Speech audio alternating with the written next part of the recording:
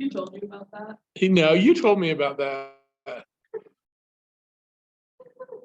Okay.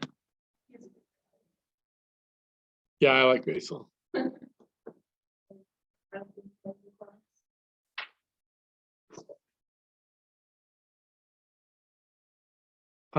We've got that one we're sharing. So we got to get this going.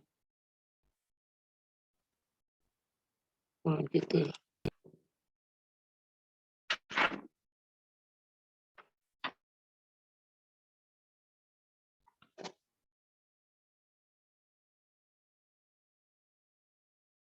I had it going once here. Oh, there we go. Okay. So finance and banking. I think we all need to know about finance and financial planning. And hey, Jonah, we couldn't start with that. You haven't done anything. We just waited for you. I'm sorry, I was late. No, that's good. You have a good excuse. So I was trying to get here on time. I didn't get here on time either. So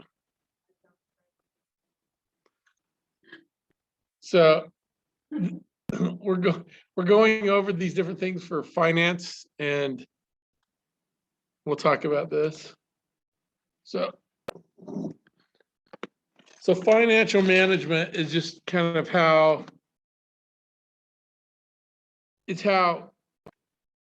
when they talk about financial management, it's what you're doing with your cash after your customer gives it to you.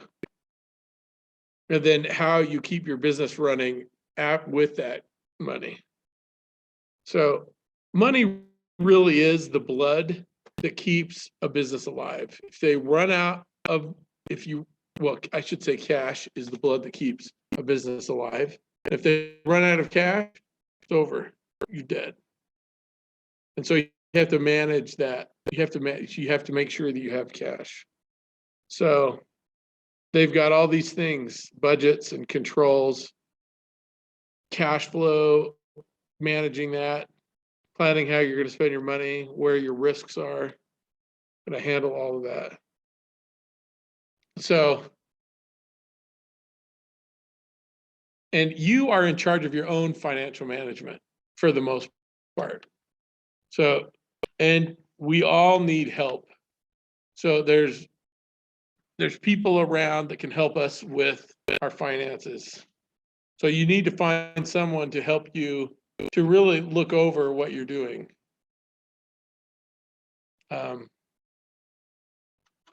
So you can get accountants to help you out with that, or you can read books and kind of get a good idea of, and then there's other financial, and there's financial people out there that will give you, most of the time, they will give you advice that benefits them. Just remember that. Most of the time, people giving you advice, they're giving you what they think is going to be best for them to tell you. So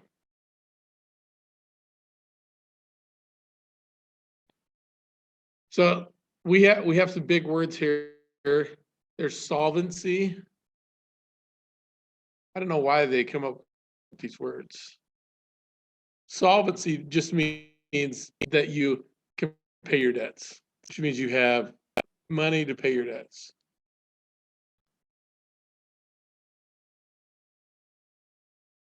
So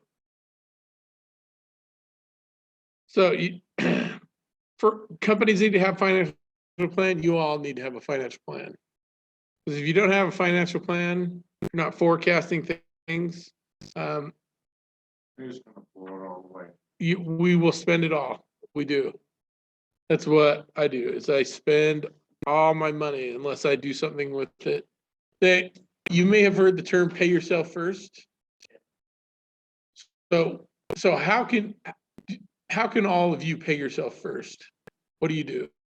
How do you pay yourself first? Before you start paying bills, what do you do? Save your money. Save your money. Where do you save your money? Okay. Okay, so there's banks and savings accounts. However, And you need to put a little money in those places, but you need to put your money someplace else. Because the bank, if you leave your money in the bank, inflation over the last 30 years has averaged like 3% a year. So if I put $100 in the bank, how much interest is the bank going to give me in my savings account?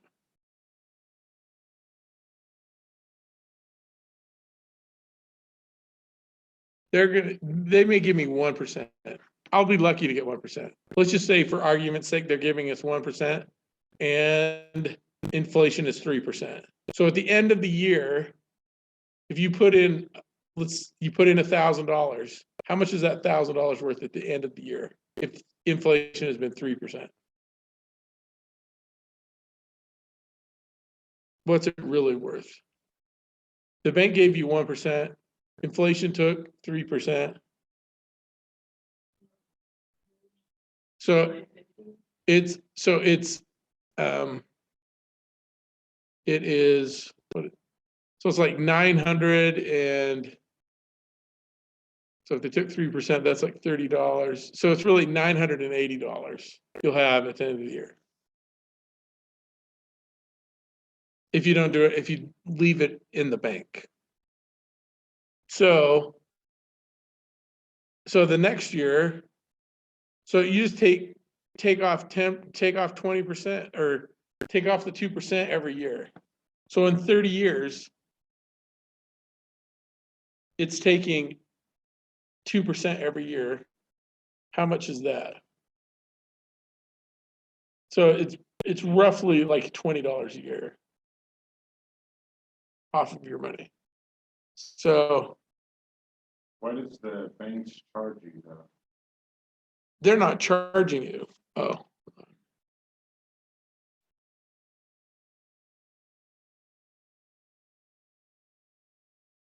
So the bank isn't charging you, they're giving you 1%. They say they're giving you money, but just the economy, inflation will wipe it out if you don't have other things. So if you don't have a budget, so you should have some money that's going into some kind of investment. You know, like if you put your money in the stock market is average like 12% for a long time. So with the stock market, so because the stock market's averaged 12%, that will keep you above whatever inflation is happening if you leave it in there. So companies need to do a similar type of thing. They need to understand what's going on with money. And so now there's the stock market crashes. Sorry. Well, even if the stock market crashes, it will come back. It's always come back. So you just have to leave your money in. If there's a stock market crash, that's the worst time to take your money out. The best time to take your money out is kind of when it's kind of flying high. Like right now, the stock market it's higher than it's ever been. We've had a really good run for like maybe 10 years. Well, even with the last president, Yeah, even with what, I mean, it wasn't really Trump. We'll talk about sorry. We'll talk about, no, with Trump, it wasn't, Trump really hasn't really like pushed and I don't think Obama pushed it either, really got us into this good space. It's just how capitalism works. There's these cycles that it goes through. And so you just have to be aware of the cycles, and then there's just different things you can do with the cycles. There's different types of assets that you can put. So there's land. That's one type of asset. What's another type of asset? House. So a house is part of the land deal. Investing into like technology or something. Well, that would be stock markets, which is good. That's a good thing to do. Are like cars or anything you? So what, yeah, well, a car is kind of an asset. So what happens to a car?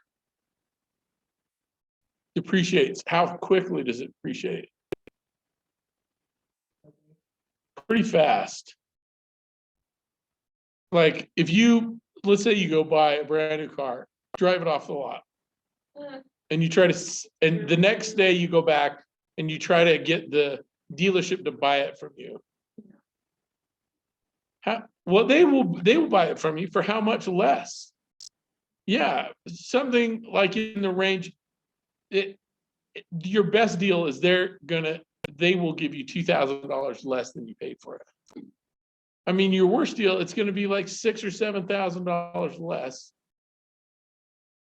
Because they've got to make profit. And so if they're going to make profit, they're going to try to sell the car again. It's a used car now. And so they will give you a lot less, but that's just the way it works. So we all need transportation. We all use cars. I use my bike, but Well, yeah, you use your bike. I used to ride, there was one year where I rode my bike to work almost every day. Because we only had one car, and so it was just easier on my wife. We had little kids, so I rode my bike. And so, right, and that's more of an asset. I actually still have that bike. 30 years. So, yeah, or we can ride public transportation. There's other ways we get around, but having a car is nice. So, actually my business card got sold a few years ago. yeah. So there's, what other types of investments are there? I don't know if children are investment, man, they're expensive. To get, I think they said that to get it, and I don't know if it's still this way. I bet it's higher than this. To raise a child and get them out of the house, it's like $75,000. Yeah, yeah. I don't think I'm getting that back from my kids. I wonder if come up with a way to call Well, if like there was a lady when my oldest, when he was in like 8th grade, there was a lady that said, I can get your kids into like MIT or Harvard, but we need to start now. And she would charge for that service, but and maybe I should have taken her up on it. So, but it's hard. That's a riskier. So there's also investment risk. So car is kind of a high risk deal. Low return. There's some cars that you buy and they will go up, but that is rare. Like a Ferrari. Now to go up or down. It may go up, it may go down, it depends on a lot of things. That's a 1980 Ferrari. I don't know, it depends on how it looks. So some of those Ferraris look really nice and they stay really expensive and go for a lot of money, but most of us don't have access to that. Most of us just have access to regular cars. But there are some regular cars that if you would have held on to them are worth a lot of money now. So what are some other types of things that you can invest in? What are some other investments?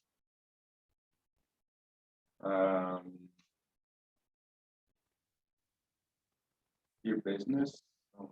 So a business is one. That's another good one, and that's like ownership. That's kind of like the stock market. The stock market gives you a little bit of ownership, but having a business is similar to that.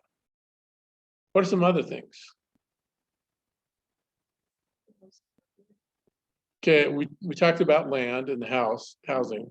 So what else? What else do people talk about the price of? Like if you listen to the news, what are they talking about prices of? Bitcoin. Now, what is Bitcoin? It's virtual money. It's just like, it's actually really similar to the paper money that we have. So is it considered an intangible asset? Is your money a tangible asset or an intangible asset? So I think it's a little bit of both. Because there's like physically something there. Like the Bitcoin, it may just be electrons or ones and zeros, but there's physically something there. I have never used Bitcoin. Oh yeah, Bitcoin, like one Bitcoin now is like $60,000 or something like that.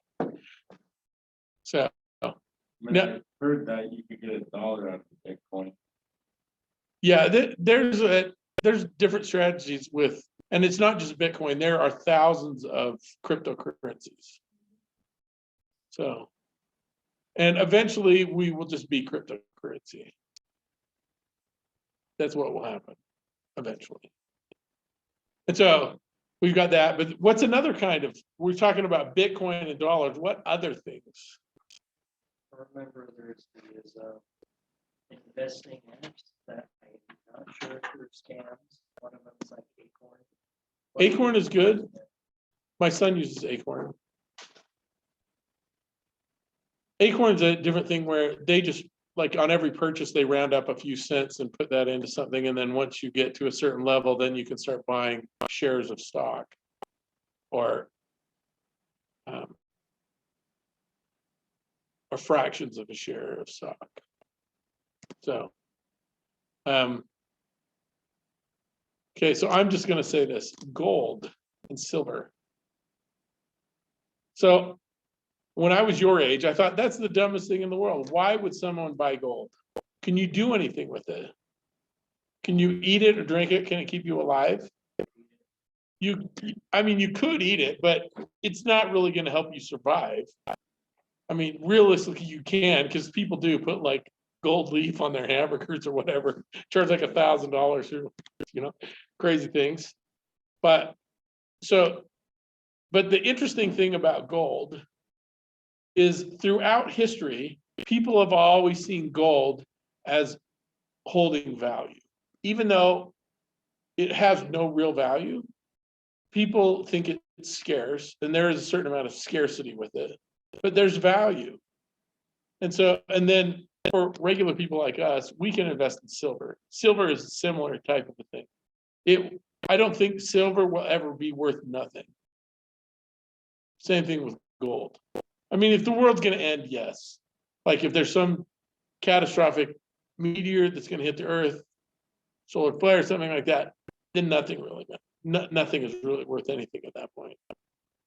So you can say that, but gold, I think, will always have value. Who would decide the us? How much would it- That's a good question. I mean, what I learned in high school is that the gold rush in California, you found like a big chunk of it, it's worth $1 million. Yeah. So Cole, this is a really good question. Where does it get its value? And I think, and you answered your own question, is like, we give it the value. So it's really just made up. But we all agree on it. We've all agreed that that's how we can trade money, is with gold, or with dollar bills. But gold's better because it's harder to destroy. So is that why people can get away with selling abstract paintings?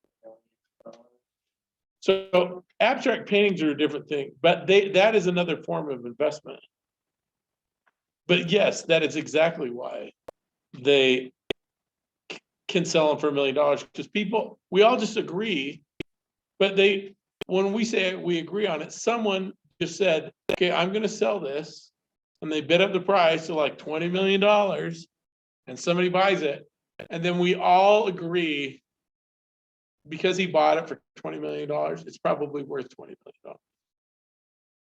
But this is where they don't, like a lot of the art galleries, they don't sell their stuff, because then it would maybe decrease the value. If you get into collectibles, like, have you ever seen that Antique Roadshow? There used to be and it's still out there, I'm sure you can see reruns of it. You go and look on YouTube, there's Antique Roadshow, and so people would bring stuff in, and some guy who knew about those things, he would value those. Sometimes worth like thousands of dollars, some little, piece of pottery or where it was made or something like that. These would be worth for a rocking chair or a rug or a tapestry or like a little, maybe an iron or a toy. Some of these things are worth, if you ever watched American Pickers, there's values for all kinds of stuff. And people are just kind of negotiating what the prices of these are. And then things change too, because people maybe moods change. Well, I'm actually watching a documentary in my, I'm studying communications. Yeah. And communications kind of about the gold rush, and they're writing a speech on that. So this is you can write this, but this is a really interesting thing. Okay, so do you know what the biggest export from Utah is every year? No. From Utah. What is the biggest export from Utah every year? They do export some liquor.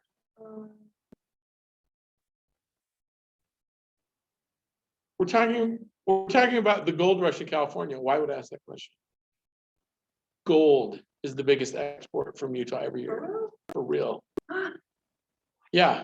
So this is a crazy paradox of history. There was all these people that went to California to get rich from the gold rush. And they all passed through here. Kennecott Copper. We call it used to be the Kennecott Copper Mine. Now it's, what is it, Rio Tinto? It's the Rio Tinto, the copper mine. It's not a copper mine. It's a gold mine. And they pull a lot of gold out every year. Somewhere in the neighborhood of between 50 and 60 billion dollars worth of gold comes out of that. So maybe it's even higher. Maybe it's 300 million. What? They're not doing copper anymore? Oh no, they still do copper. They do plenty of copper. There's like 10 times as much copper they pull out of that mountain. And there's all kinds of other elements they're pulling out of there. But gold is the reason. Gold, that is why Kennecott is out there. Or that is why Rio Tinto, that mine is out there. It's a gold mine. I wonder if they could find a use by selling. They're selling a lot of the dirt that they pull. Maybe for like 90 or something. Yeah, they're pulling all kinds of anything that they can extract any value out of. They're pulling out of that dirt. And so, but if you look it up, there is like sometime, I think like 100 or maybe even 1,000 times as much gold has come out of Utah than has ever come out of Northern California, which I think is the crazy. Isn't that a crazy thing? So, yeah. I thought like San Francisco and Truckee or whatever. Oh yeah, they were all built on the gold rush, but really all the gold was here in Utah. There's a lot of gold that comes out of that mine every year. From the gold mine in Alaska, and here. Yeah, well, it's funny. I heard a story. Well, this was back pre-2008.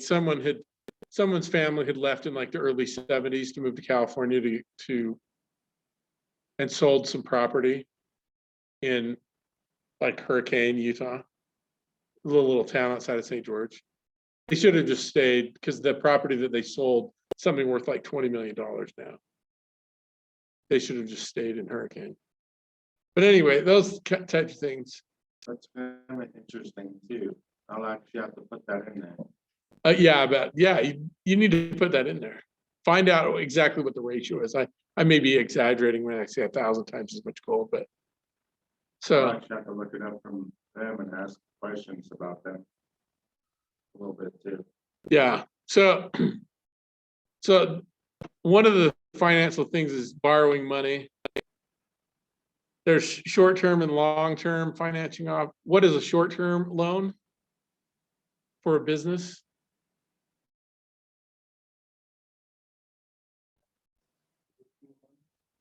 So at what point does it convert from a short-term into a long-term? There's a number here. Isn't it less than like 12 months? Less than 12 months. Very good. Whoever whoever answered that question. 1 to 10 years. Well, anything over a year, they consider long-term. So you will see that on financial statements. So they're short-term. There's trade credit, promissory notes, terms of trade. There's all different kinds of things. Lots of companies, this is one thing too about, I've worked for several companies that said, oh, we're debt-free. Total lie. There is no company in America that is debt-free. Because they do things like they buy power. I mean, they have lights. They have to have their lights on. They have to have the gas running. All of this stuff, basically the gas company's loaning us gas and we use it. And then at the end of the month, we pay them. So we're really in debt to the gas company for the gas that they're giving us. So whenever a company says they're debt-free, what they probably mean and what they should say is we don't have any long-term debt. Which may be the case, but it's not always a good strategy. Because if you can go out and buy property and build a bigger facility or whatever and make more money, you should be borrowing money. So I think people like to hear that, oh, they're debt-free. No, they're not debt-free. They may be long-term debt-free, but they're not short-term debt-free ever. Because they're using credit cards and everything to, like, even if they pay them off every month, they're still in debt. So How much gas and electricity this?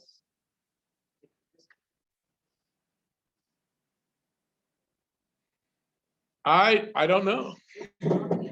It does have to be a lot, and on the commercial market, they may be paying differently they obviously pay differently than residential. But like, for instance, I have a cousin and I just asked him this like 2 weeks ago, right before Thanksgiving. So he is a groundskeeper down at a golf course in Mesquite, Nevada. My last name's Gardner. We have to have some gardeners someplace. So he's been that for like 25 years down there in Mesquite. So I asked him, I'm like, how much water do you use?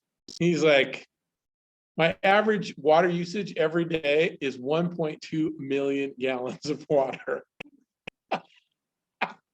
Yeah, and so the funny thing is, he said, if I buy water from the city, like water that's been cleaned, you can drink potable water. He's like, I will pay over 100. He's like, I'll pay like $120,000 a year. So it's like $10,000 a month he'll pay for water, but he's not using potable water. He said we saved money by doing that. And so something like this campus, I mean, their electric bills for all the campuses for Slick have to be in the millions of dollars. So I'm just guessing. So third question though, That's why Twitch. Yeah, what? I know politics, Biden said he's gonna give free 2-year college of community. How is that possible? So, well, when he says free, there's nothing ever comes for free. We may not pay for it right now. Like, you may not be paying for it right now. And all of you may have some kind of financial aid assistance. But what happens is, and what the economy is hoping, is that you'll get your education, you'll go out, you'll get a higher paying job, you'll pay taxes, and the taxes come back. Because that's where all the financial aid money is coming from. Most of it is coming from taxes. And so it's true, they may be funding these types of things, but somebody's going to have to pay the taxes. It's gonna be us, right? Oh, they're hoping it's going to be us, yes. Yeah, for me, I'm paying taxes. I'm getting some of that tax money back by what I do in work here with my salary, but then they take more taxes. So- I'm just wondering, because you said that this was like $1 million electric. I'm like, what would they do if they had free college? Oh, when they say free college, somebody's getting paid for you to be here. So the college is getting paid. When he says free, he just means the taxpayers are paying for your college.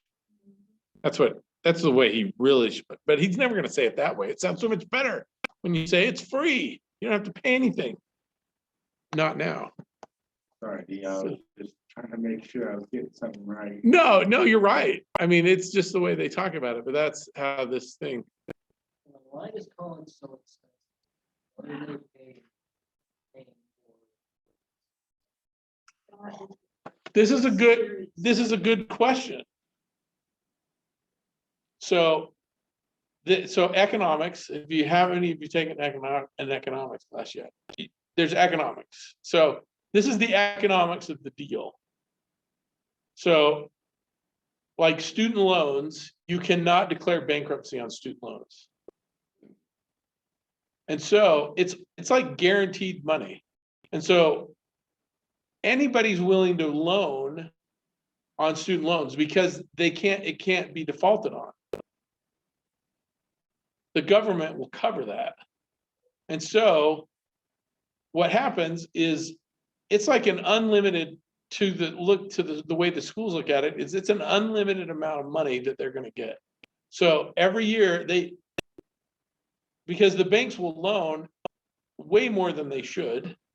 And because of that, the schools just take as much money as they can. Like there's a story I read in the Wall Street Journal a couple of years ago about a dentist in Bountiful. So when he started going to school, the tuition was something like $65,000 a year. That is, oh my gosh. Yeah. that's- However, by the time he finished, or maybe he started, no, I think by the time he finished, it was like $200,000 a year. And so when he finished his degree, when he finished his education, he had something close to like $900,000 in debt. And so there's no way he's going to pay that off. So he's a dentist up in Bountiful, charging regular prices for that. He's paying somewhere in the neighborhood of like $4,000 a month for his, it's not even covering the interest. He just has to do that for 20 years. So, but at 4,000, think about that, that's $50,000 a year. So for him, he's making, like as a dentist, he's making between $150,000 and $200,000 a year, but $50,000 of that is going not even to pay off his debt. And so he's stuck. There's nothing he can do about it because he can't declare bankruptcy on it. But this is the type of thing that the schools can just keep asking more money. And we as students, just like with the dentist, I mean, I have a cousin that's a dentist and he got into some financial problems because they would lend him so much money, but he couldn't cover it. This is actually the cheapest place to get dental work done in the United States, here in Utah, because there's so many dentists. But it's still expensive. So that's really why, is because they've turned on this tap and said, come and get the money. And the schools just keep taking the money. They're like, oh, we asked for $1 million last year. Let's ask for $1.5 million this year and see if we can get it. Oh, we got it. Ask for $2 million next year. But eventually people are gonna be like, no, sorry, this is too much. I'm not going to college. Drop out. Well, yeah, that's what happens. And then you're stuck with this debt that you can't pay for. You are your life.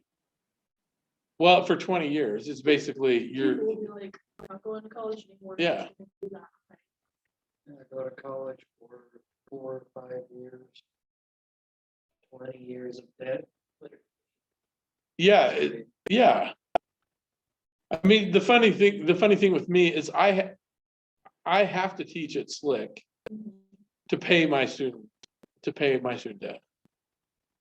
That's what I do. All of my money that I make at Slick goes to pay my student debt. That's not going to be paid off until like 2031. Yeah. And I got financial aid. I had to pay for 2 years of my master's program and 1 semester of my undergrad. So, my parents are paying for my college right now. Yeah, hopefully they're getting some financial help on that. I mean, some government help. So, My mom just is actually yelling at me for failing this class, but I'm trying my best. yeah, it's, since you're coming to class, you're not gonna fail this class. Oh, okay. So if you're trying to get, I was worried about that because I was like, my mom's trying to do the best of me, yeah, so, and I don't want to disappoint her and have her beat me. Almost like, oh yeah, I understand. So so it's interesting because we're talking about loans here. So there's these long-term loans, which your student debt is, and then and so it's companies, companies can, if they need money, there's the long-term loans, but there's debt financing, which they go to the bank and they get money from the bank. But then there's equity financing. And equity financing is what stock is, where you're selling. And it's interesting that there's so many companies that they're not really paying anything back. Like Apple and Microsoft, they don't pay dividends. Microsoft may, but Apple doesn't at all. Neither does Tesla. So the only way you're going to get your money back is if the stock price goes up. So, but it can't go up forever. So somebody's going to be left holding the bag at some point. So there's the equity financing, debt financing, where equity selling stock.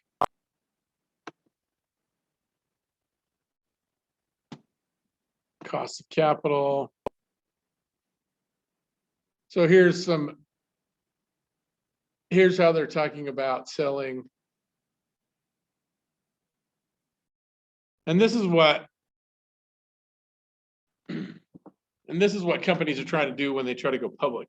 And so people have put their money in, they've invested, but to get their money out, they go public, because then the public dumps in a ton of money.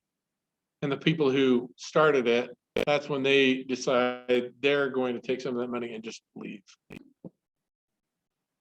So it's interesting. There are a couple of new funding methods that have just come out I would say in the last 10 years. So there's peer-to-peer funding. So things like Kickstarter, you all know about Kickstarter. So Kickstarter is a place where you can go and you can, so Kickstarter was started because bands and people were trying to publish books and things. And so they would say, hey, loan me, or just give us the money for the book, and we'll, like, if you help fund us, then we'll, like, especially with bands, help us get a thing produced, and then we'll give you the music, and then we'll sell the music too after. So it started with that, and then people started, really what got Kickstarter kind of on the map was there was a watch called the Pebble watch, which is like a precursor to the Apple Watch. And so somebody put some design up there, and they raised like $10 million with, basically, they're just pre-selling the watch. And so there's games and all kinds of things. There's a whole, and so there's Kickstarter and Indiegogo, and they have things like Kickstarter and Indiegogo. They don't sell tobacco products. They don't sell things like tobacco products, like alcohol. They don't do any of that, but there are other ones that do. So that's the crowdfunding. But then there's peer-to-peer, where there's other sites like where you can go on and invest. And I've actually invested in a couple of things like this, like I told you about the solar roadways. And so I put some, like, in a Kickstarter campaign, I sent them some money. I can't remember how much, and they sent me a sticker or something. And so then after that, then they have another one where I can buy stock in like a pre-IPO, but as regular people, we can only spend like $500 or something, or $200. It was either I think it was probably $200 that I put in that. But I would just like, sure, if you make some money in the future, it'll be awesome. But I'm not planning on making any money on this. So it's just another way I'm putting money into something that I believe in. But there are little ones where you can put money in and they'll say, we're going to try to give you this much money back. If you want to invest that way, there's places to do that. You know, Kickstarter, came across some interesting products on Kickstarter that are called Kickstarter exclusive. And what they are, it's like, for example, would be like puzzles sold exclusively on Kickstarter, where if you don't fund them, then the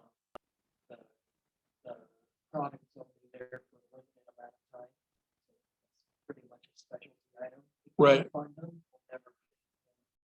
Yeah, and so that is one thing. Kickstarter, the way Kickstarter works is you have to do a complete fund. Like they're trying to raise $20,000 or whatever it is, and if they don't get the $20,000, then they give everybody their money back. Or maybe, or maybe they don't even give anybody any money. Maybe they don't take the money out of your bank account. Like Indiegogo, they give you whatever money you raise. Like if you're trying to raise $20,000, my cousin was trying to do a movie and he did Indiegogo. And so they were trying to raise $20,000 and they got about $4,000. But all the people that donated money to that, they all got something. Oh, what it was is we got to go to the premiere of the movie. So and the movie was okay, but he hasn't been able to do anything with it. So let's go back. So these are other ways that you can get money. I have found out recently that you can use an SBA loan. SBA loan will help you buy an internet company that's already going. And there's a place called Flippa where you can go and look for companies that are for sale. And they will give you, but the one thing is you just got to be really careful that you understand what you're buying and that there really is something, because I looked at a ton of these businesses on there. It showed for some reason they're selling it for like $100,000 or $1 million or whatever. And it shows that they've had all this traffic and all these sales. And then almost all of them, it looks like 6 months ago, the traffic and the sales just dropped off. I'm like, why are you even selling? Because they have Google Analytics up there that the company can't fake. Like, so you just have to, there's lots of ways to invest. So if you're buying a company though, and it's skyrocketing and they just want to sell it, Yeah, you put it out on these places. But the SBA, which is the Small Business Administration, they will help you get money. You will have to come up, this podcast I was listening to, a guy said, you need to come up with 10%. So let's say a company is $100,000 and because on this thing, it tells you how much the cash flow is too.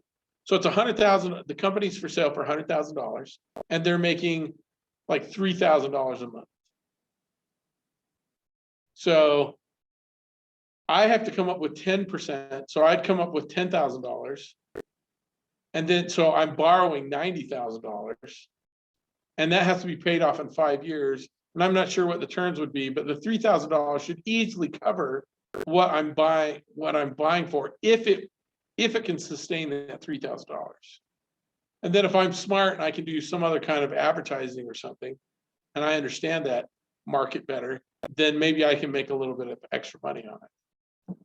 But that's a possibility if you want to, if we want to buy a business. So I've actually started looking. That's why I started looking, is because I found out about that.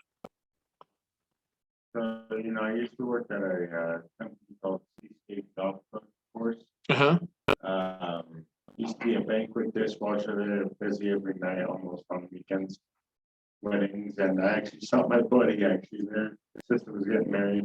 I was a bartender. Oh, nice. And we were both underage, but I was bar backing, kind of serving beer. But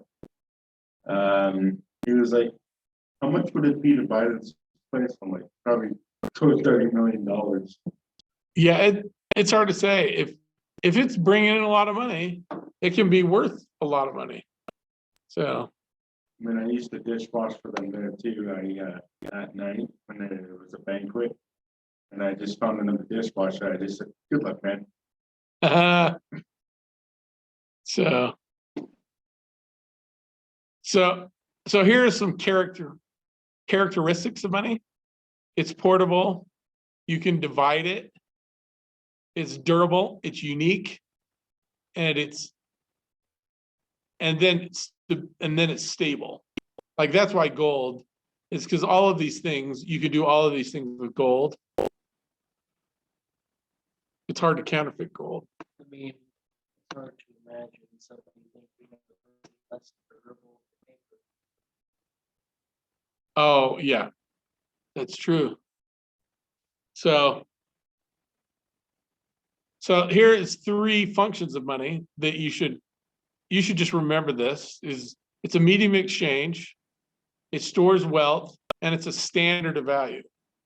So the standard of value is what we're talking about, where we just all believe, or I shouldn't say we all believe, but we all agree that things are worth a certain thing, certain amount. Do you think if somebody did not agree about the value, I guess the currency would be changed? Well, it gets changed all the time. Because like I can take $100 here and I can buy a certain amount of stuff. But if I take that $100 to California, I might not be able to buy as much stuff. So they have agreed that their stuff is worth more. Yeah, or our gas prices are high here. Yeah, Wait, no. no, they're high here. California's high too, but we're like, well, and it's changing all the time. And so, Well, I thought it was like $10 to get a gallon of gas in California. no, it's not that expensive. It's a little bit more than here, but there's other places that are cheaper. Like if you live in Texas, the closer you get to Houston, the cheaper the gas gets. So then, could you live on the border of 2 states and have income coming in from one state that's a little more expensive, but living in another state where everything is cheap? So you can kind of play that, because if you live back east, a lot of times there'll be like sales tax on certain things. Like if you live right on the border, you go buy it in the state that doesn't charge sales tax. And so there is ways to do that. Now there are certain things where you're going to get in trouble, like alcohol, tobacco, or firearms. That's what the ATF is for, is because they don't want that stuff moving over state lines unless there's a tax assessed. So if you're going to buy liquor in Wyoming, which is cheaper, and bring it over the border and try to sell it, that's illegal. Is it illegal to buy, like, go to Colorado, buy weed there, and then bring it back here? Yeah. Yep. Yeah, Yeah, it's illegal to go to Wyoming and buy beer and bring it back here. Not just weed, but anything like that that's kind of controlled substance.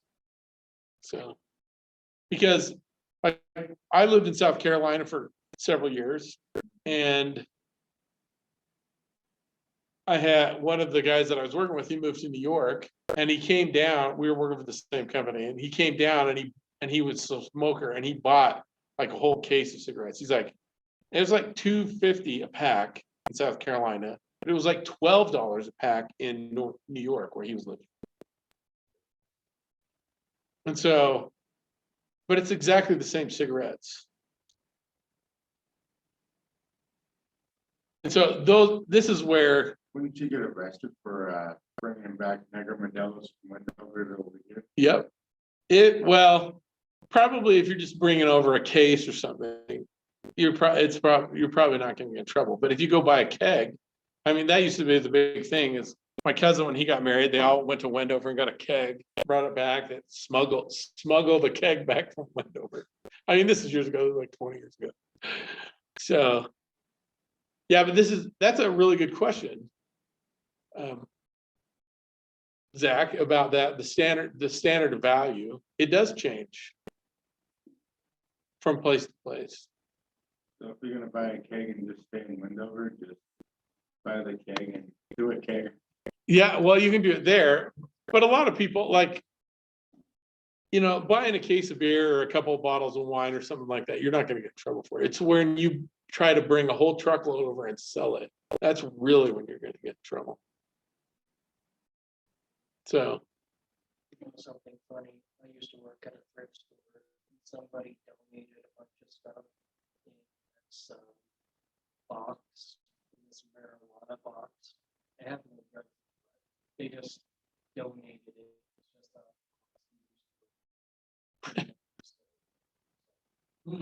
a. Where you so this is where things start to get complicated in the United States and around the world. They have what is called the money supply. So over the last 8 to 10 years, they've been pumping money into the country. And when I say pumping money into the country, is what they do is they let the banks loan money to each other for almost nothing. So they have the Federal Reserve rate. So they have the Federal Reserve System, the central bank. This is a question I ask, and they actually lie about this in the book. Is the Federal Reserve part of the government? No. No, it's not. I mean, like they're going to change that. They were thinking about changing the chairman of the Federal Reserve, and they're like, has to be approved by Congress or whatever. They're like, oh, you know, Congress is elected to let this guy stay in the Federal Reserve, whatever. They totally control it. And so Isn't the Federal Reserve is, you have to vote in it? To, nope. Well, they quote vote them in Congress, but that's not really the way it works. Congress agrees to let them do whatever they want, is basically what and they let them do whatever they want. So every big country in the world has a central bank, like the United States, and they've all got gold. And so that's what the Federal Reserve. And the Federal Reserve, what was interesting is, so the Federal Reserve said, okay, we're going to issue dollars, but every dollar that we issue is going to be backed by gold. So basically, if you gave me $1, I was going to give you $1 worth of gold. And then if I wanted my gold back, you just had to give me $1 and I'd give my dollar back. I get my gold coin back. Well, that went pretty good until like in the 1940s during World War II. And then they're like, okay, they made it illegal for Americans to have gold for a few years. So then they had the gold standard up until like the 1970s, and they're like, this is hurting the economy, we're going to cut it off. So basically what the Federal Reserve did was got a bunch of gold for nothing. They just issued paper dollars, and then after like 70 years, they're like, oh yeah, we're not giving you gold anymore for your dollars. We've unhooked that because everybody believes that a paper dollar is worth $1. So we've got all your gold. Interesting concept there. so they're not accepting any more gold from Congress? No, the Federal Reserve doesn't, well, they will take your gold and give you dollars. But it's not tied to gold anymore. So they can continue to print as much money as they want and put all of that into the economy. That's how we all got stimulus checks for COVID. That's not real money. They just sent us stuff and said, you have more money, go spend it.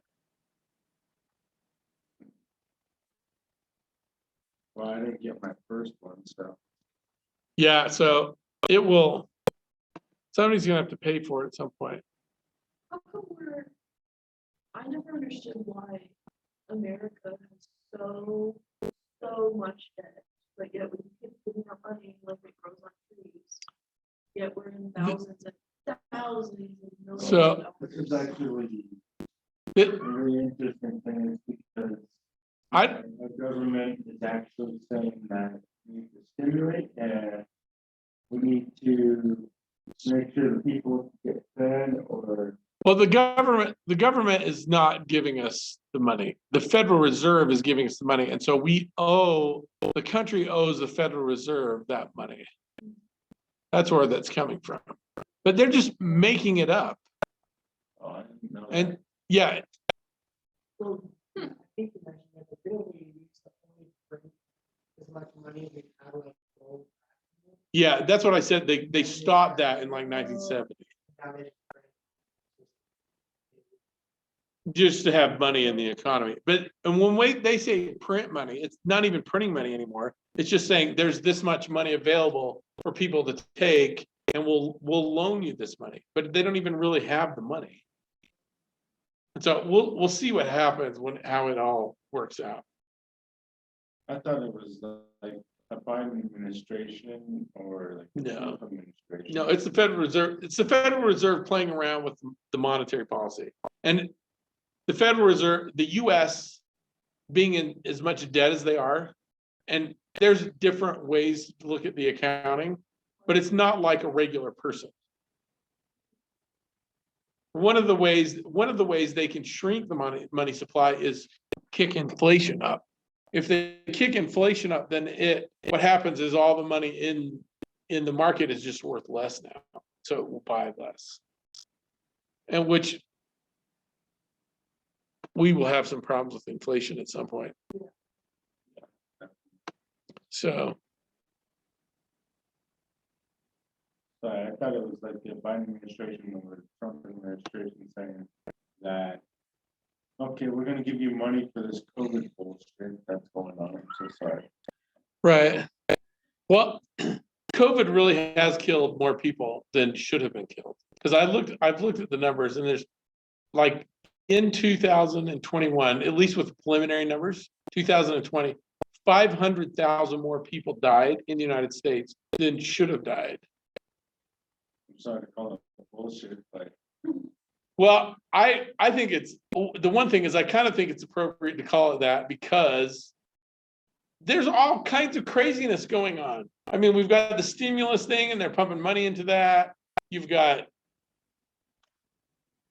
all kinds of vaccines coming out that don't really seem to be, well, they don't seem to be that effective, but we don't really know.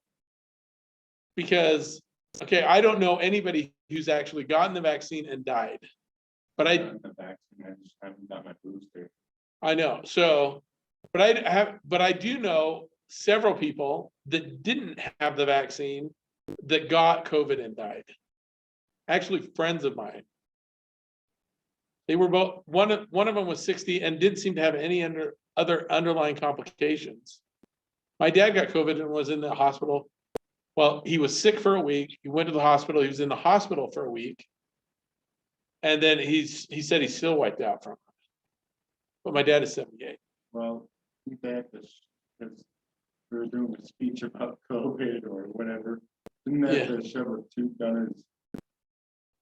I don't know how bad off my dad was, but then I know another guy, he's a big guy. He's like over 350 pounds or something like that. And he got COVID and he had like his spleen taken out or something. And he was in the hospital for 2 weeks. And so there's so whatever's happening with COVID, I mean, it's more serious than a regular flu. So, but there's, like you're saying, there's a lot of craziness going on that they have just kind of washed over with using COVID as an excuse. You know, That's why there's not really stimulus.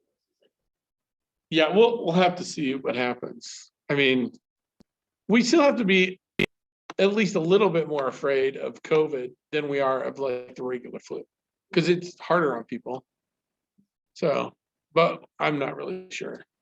It's really hard to know. We don't, Who is? yeah, we'll know. The longer we go farther away from it, the more we're gonna know. So, and the numbers aren't really going down, so. Where to keep your money? Commercial banks.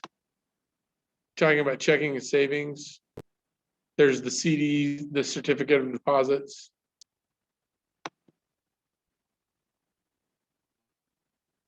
Okay, so this is commercial banks, how banks make money. Okay, if you go and put $100 into a bank, how much money can they loan because of that $100 that they have in the bank? This is how banks make money. What was that question? Okay, so if I put $100 in a bank, this is the way the law works. If I put $100 in a bank, how much money can the bank loan because of my $100? 4%, 2%.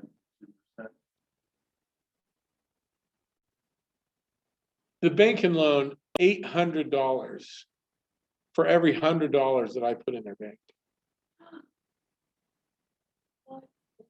Yeah. That's the way the banking system works. We all need a bank Where they pulling the other side. Yeah. out of the air. Because what they realize is people aren't going to come back. People aren't going to want all of their money back. So what they do is they loan it out. This is the way banks make money. Is they loan that $800 out and they're getting on. So basically on the $100 I've given them, they're charging, 10% to each one of those people. So they're making like 80% on my money. So in a year's time, they've collected $80 for the $100 I've put in. Depending on how they're lending their money. Like right now, it's really low because especially if you're trying to buy a house, they're only getting like for the $100 that I'm giving, they're getting $3. So they're only getting like $25 back, $25 more than they would have had. But that's just the interesting way. I'm like, I've got to buy bank. So and then they charge people services for printing your checks or whatever else they do. But Checks still a thing? Nothing? what's interesting in business, it's still a thing.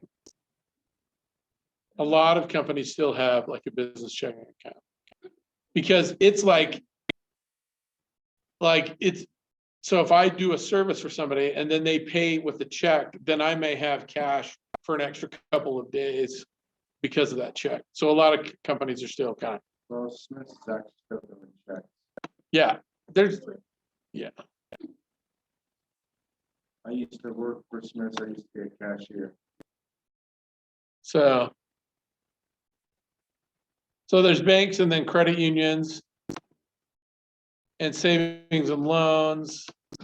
But the credit unions they're not backed by the FDIC. So if they go out of business, then you can lose your money. So there's other financial So wait, institutions.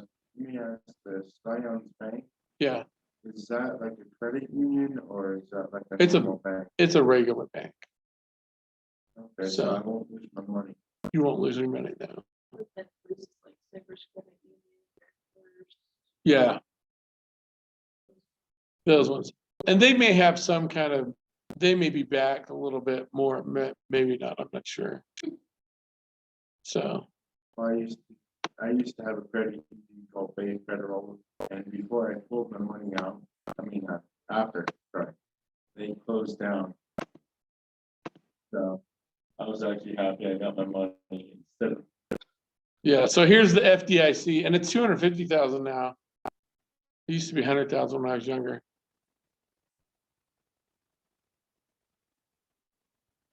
So how is your money protected? So next week, come and find out how to be a millionaire. We talked about this earlier. We talked about that you should be saving money every month.